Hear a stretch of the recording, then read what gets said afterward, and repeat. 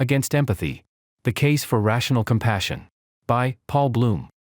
Selective and biased compassion. When we imagine ourselves in someone else's shoes, it is not necessarily a bad thing.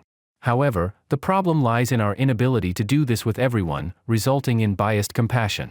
For example, when the tragic shooting incident occurred at Sandy Hook Elementary School, many people were deeply affected, especially those who had children. As a result, many expressed their anger and showed an outpouring of love and support. However, the state eventually requested them to stop, and despite the increase in subsequent shooting incidents, none received the same level of support or anger. Unfortunately, people tend to show less compassion toward individuals from other countries.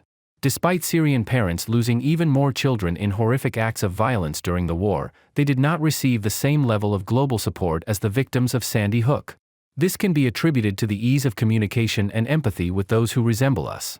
Sadly, it becomes evident that our compassion towards others is selective and biased. Compassion can lead to wrong decisions sometimes. Compassion can sometimes lead us to solve problems in the short term, which can result in negative long-term outcomes. Imagine a child crying in a candy store. Their parents may feel compassion and buy them candy. This may achieve the short-term goal of calming the child, but what about the long-term goal of raising a child without spoiling their character? It may not be accomplished to a great extent. Similarly, people can misuse the practice of compassion.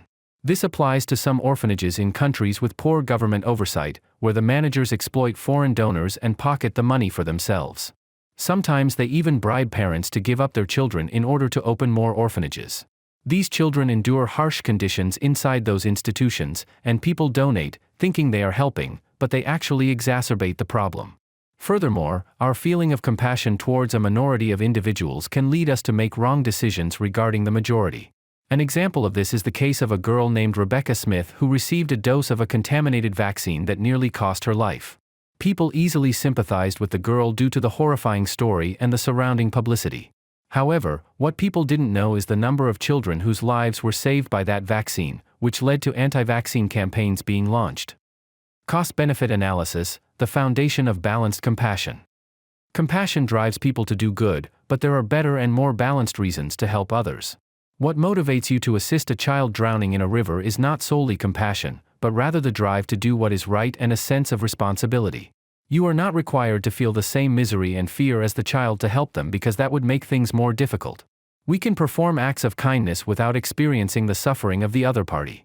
Ethics, logic, and balanced compassion are all elements that compel us to make the right decision. This does not mean that we should stop helping people, rather, we should assist them in a more rational manner. Instead of being driven by our emotions, we should think carefully to make wise decisions.